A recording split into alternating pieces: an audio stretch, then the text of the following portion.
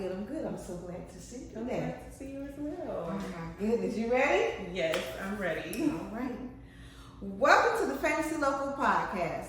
Local, not local, we're famous around these parts. You are on the air with the hostess with the mostest, sharing the good news that you can use as we talk community awareness and keep you in the know.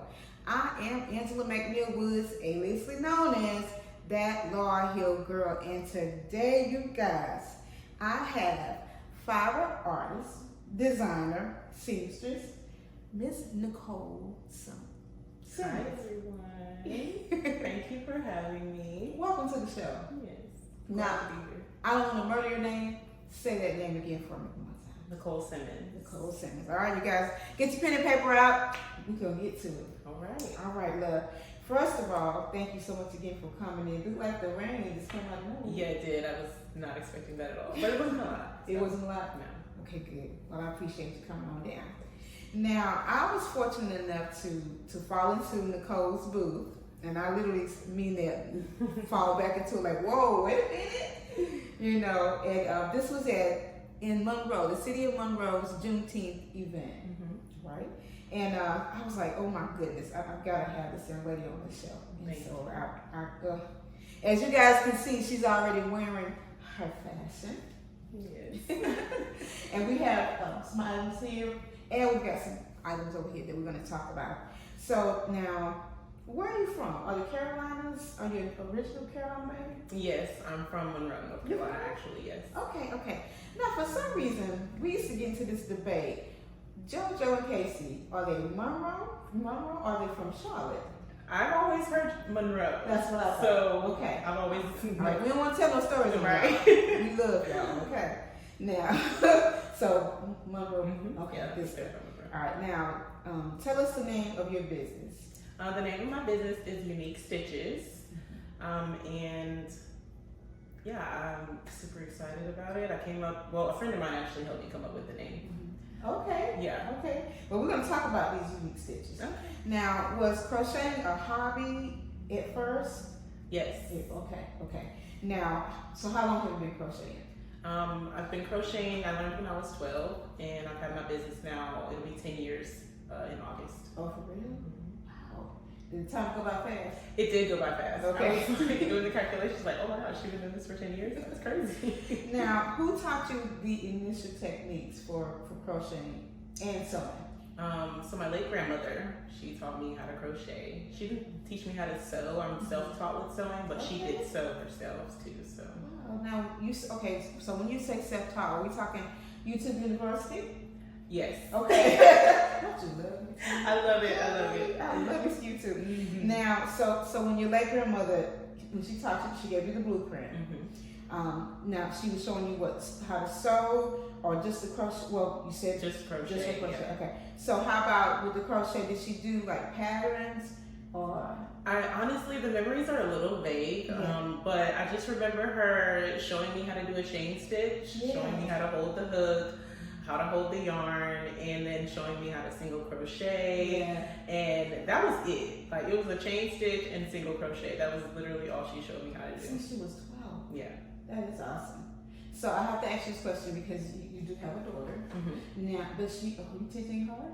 She hasn't shown much interest in it just yet. Okay. She watches me, but she's not like, oh, let me pick up the hook and try. Yeah. I do have a son as well, and he's actually sat down with me, and we've actually crocheted together for the first time, maybe like a couple of weeks ago. Oh, that's cool. Yeah. Okay, so has he picked it up a little bit? He got the basics. Okay. Yeah. That's good. That's good stuff. Just in case you get tired. Okay. You can take a nap. It's like, I don't really have to hire anyone to do this. Okay. I can kind of keep it in house.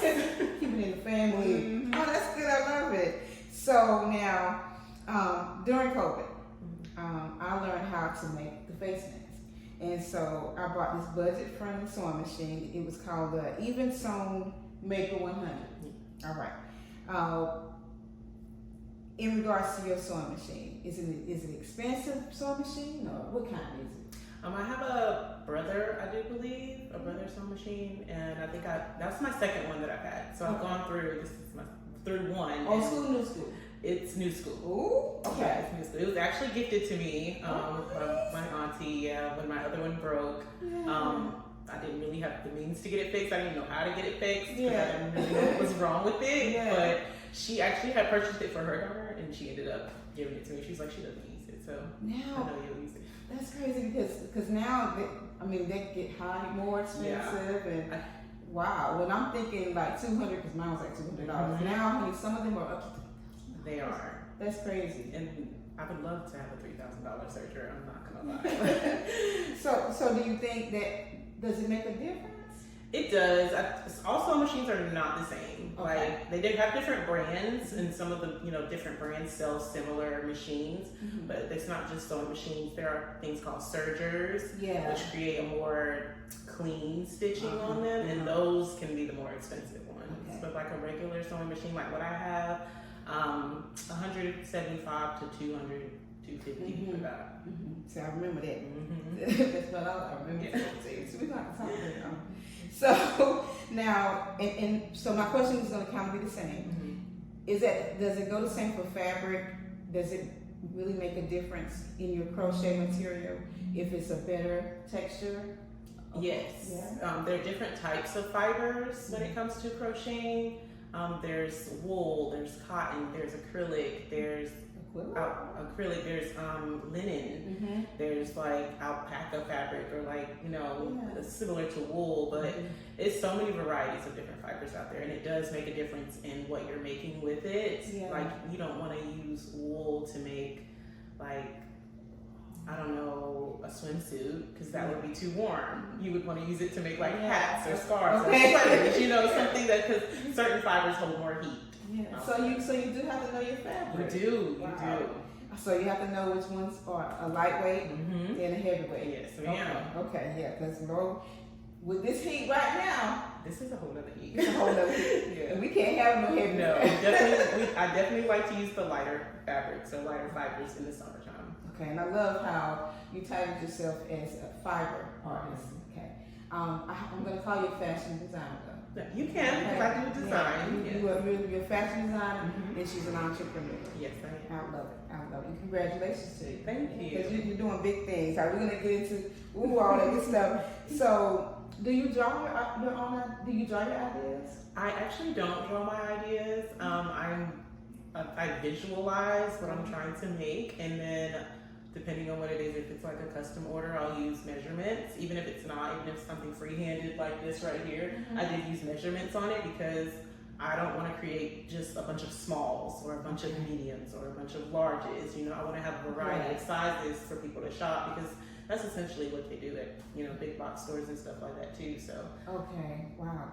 Now, what year of clothing intrigues you the most? what year of clothing? Oh my gosh. I'm 70s. I don't know. See, I'm a 90s baby, but I guess I could be inspired like 70s through 90s. I can't pick one, but definitely the 70s. Okay, because I like the bright colors and just flareness of it all, kind of flowy. So yeah. Okay, good. That's a good year.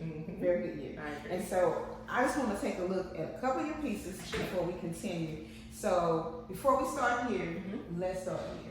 Tell me about what you got. So this was inspired definitely by summer, and by my inventory. I will say I had a lot of red yarn. I kind of overstocked it. So I was like, okay, I have this red color. Let me make this mesh pattern. It's giving very much swimsuit cover up or Pride. I did make it at the end of June, which is considered Pride Month to a lot of people. It was not going to be a rainbow. At first it was going to be all red. Okay. And then I was like, I'm feeling like I need to make a Pride piece. Okay. So that's when I started adding all the additional colors to it. Beautiful. But yes, it's very beautiful, very chic, but also fun. Yeah. Now, how long would something like that take to make? So this I made in maybe about 3 to 4 hours. Are you serious? Yeah, because I was just sitting and creating. I can go into like a crochet tunnel and just sit and just pump things out that I have ideas. We're talking about both pieces? Yeah, both pieces within 3 to 4 hours. That is awesome. I impressed myself. I bet. You're good. Yeah, honey, I love it. All right, so show us some more Okay. pieces. So these are my signature pieces here. These ruffle bucket hats. They started trending like last summer, and like it's just been a wave ever since. I have two different designs. I have this mesh design, which kind of has like this mesh pattern on it, which is like breathable. So and then I have this other one that's not really a mesh design, but this was like, people love this one so much. And where do you come up with the colors? It just depends on what I have in my yarn inventory when it comes to colors. Okay. Sometimes I'll actually go out and purchase yarn, but this is scrap. This is all scrap yarn. Like I don't have any more of this yarn list. This is like the last pieces of these particular colors of yarn. So pretty. Yeah. Oh my God, I just love it. And oh man, and you can do this all year round for this type of hat. Yes, a lot of my crochet pieces are year round. Like even this, like you could put on a long sleeve turtleneck underneath this and some leggings and wear it in the fall. You know, so. All right now. There'll be some new fashion fall. Yeah. All right, and then you've got some more goodies yes, here. I have some more goodies. Let's see. Love that. I purposely did not bring my credit card because I already know. So I do make these. These are my signature spiral earrings. I've never seen another crochet artist make earrings this way, so they are definitely one of my signature pieces. And these actually have charms on them. And then I brought some that don't have charms, but are a little bit longer. So these are my unique spiral earrings. Okay, we could even do that. It could be a lot, yep. So you I can love match that you it added with that extra outfit. color in there too, so we just will pop. A lot more versatility on that one. Beautiful, beautiful. And then I have crochet do-rags, which are super trendy right now. I actually made these last August. I saw a girl that was making these online, and I followed a tutorial to make these. These were not free-handed, like this piece was, and the earrings and the hats, but crochet do-rags, very trendy, and it also doubles as a head wrap too. Okay. I bet you those are really, really popular. They are. Really popular. And every one of your bags that I saw too, I wanted. These are actually a newer item that I've made. These are made from scrap fabric, Apparel print, and I've always wanted to make these kind of like crossbody bags. Yeah. So I finally just did it. I spent like a week working on these. I made like 6 or 7 of them. They come with little pockets in the inside. Yeah, pockets in the inside, and then like a snap to keep keep it closed. closed. Yeah, and it's double lined too, so if you want to put something heavy in it, it's not gonna You see me. stretch it out. I love this. Oh my God. Thank They are you. beautiful. Everything is just so beautiful. And that's why I had to back in that booth, And what you have on. Oh yeah, so this top I made from a pattern. There's an artist that I follow on YouTube University. So I learned a lot about crochet on YouTube. Yeah. And so this is one of her patterns, but it's just a simple butterfly top, just something girly, something fun. And you can do that with everything. You can do it with everything. And you made your pants too. I did make my pants. I know you guys can't see it, but she did make her pants. These were made from Akara print fabric sourced from Senegal, Africa. So majority of the Akara print fabrics that I have, they are sourced from Africa. So where do you draw your inspiration from? Honestly, majority of the time it can come from my mood and my emotions. If I'm feeling fun, then things are going to be bright. If I'm feeling a little mellow, they might be a little blue or a little green. I can't see you being blue at all. God. But it happens. Look, life comes at you fast. But I draw from that. I draw from other creatives, just art in general. Us as Any magazines? I don't actually subscribe to magazines. That's good. That's good. That lets you know that she's taking it off her dome. Literally. Now, so you currently say that you do have someone that you follow as a YouTuber. Yes. How about any new designers? I don't have any new designers that I follow. But there are a lot of new crochet designers out there. It's like become a little bit saturated, but I enjoy it. I enjoy seeing the new artists kind of blossom and shine and like find their way with this craft, because it can be a lot. The thing I love, the first lady we had on, Miss Janet Schneider, she did a lot of toys and plush bears and things of that nature. Yes. And then I had some twins that were on set, and they did hair accessories. Yeah. And so, you know, to see you come in full bloom with the whole gear, I was like, wow. Yeah. I mean, you guys are really talented. That takes a lot. Ooh, can you imagine? So, what were you doing before? Did you have a 9 to 5? Yes. For 15 years, I was a preschool teacher. Yeah, I taught 1 and 2 year olds, and I've been doing that since I was 18. Oh, I'm man. out of high school, so. Oh, that's good. Okay, that's great. All right, would you go? You still do it? No, I do not. Okay. So this is full time. This is full time. Yes. Okay, I love that. And it's working good for you? It's working okay. Some little hiccups here and there, but I think that's a part of the process. Yeah, and see, I like that you say that, because a lot of times, you know, people think everything can be so smooth. Even like when I've interviewed some authors, you know, I always ask them, how has your publication journey been? You know, I really want them to say, girl, I went through something. Yeah. But they always be like, oh, it was fine, but we know everything don't always go smooth. But you weathered the storm, though. Yes. That's the plus. That's good. Now, when did you decide to take this to the next level, like making the outfits? Did you start out with just your hats first, or everything? So I started out with just crop tops, just your basic crop top, and then it went to swimwear, and then it went to accessories. Actually making clothes was something that I maybe started doing maybe like 2 years ago, like making full like gowns and things of that nature out of yarn. Yeah, that was maybe like a few years ago, but it didn't start out that way. Oh, for real? Yeah. Wow, I'll tell you. So what's the end goal? The end goal is to have my own boutique. Like, I want to have my own boutique. I want people to be able to come in and shop and place custom orders and see me in action working and sewing and crocheting. So I see that. that's definitely an end goal for me. It's coming. Yeah, it's on its way. It's already there. In Jesus' name.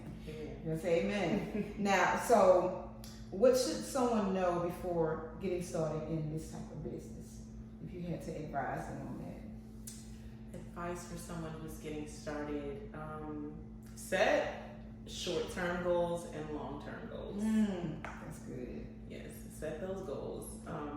Do your research. If you want to do the business route, do your research. Okay. Get a mentor.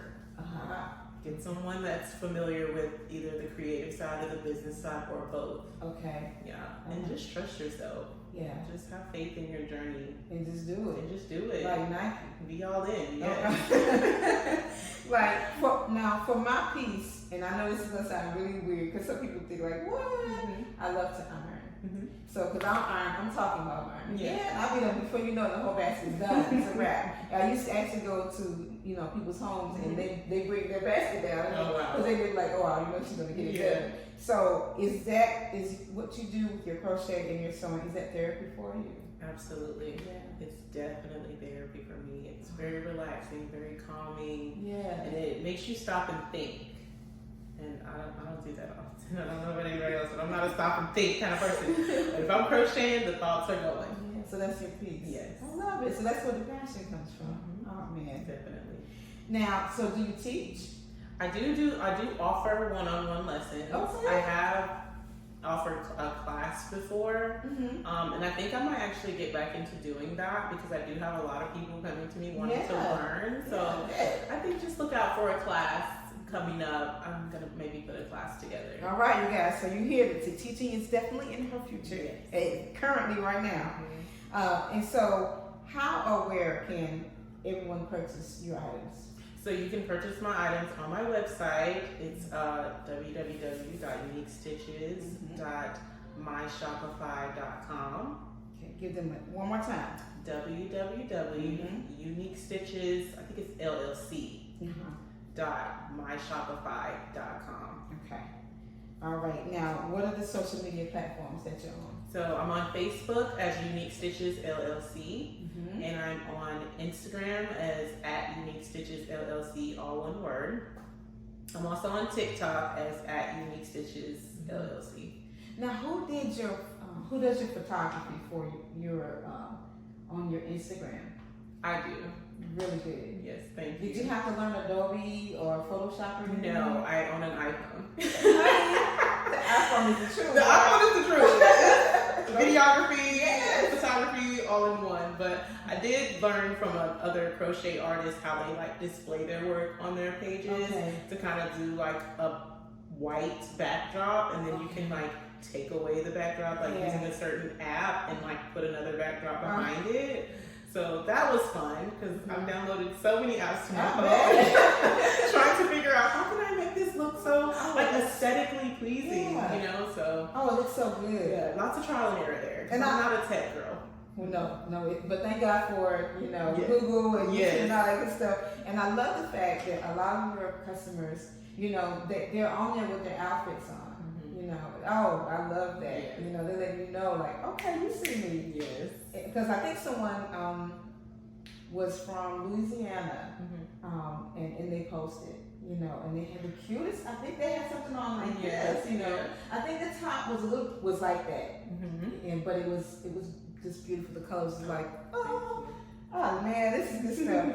Well, you guys, make sure that you follow, support, and of course purchase. So give us that Instagram so they can go there and DM you, right? Yes, you can DM me for custom orders if you like, or if you have any issues or questions about the website. But the Instagram is Unique Stitches LLC. All right, now you guys, while you're at it, subscribe to the Fantasy Local YouTube channel and make sure that you like, comment, and please share, because we want to make sure that we continue giving out great content such as this. All right, family, we have her in the building. Local, not local, but famous around these parts. Y'all be blessed.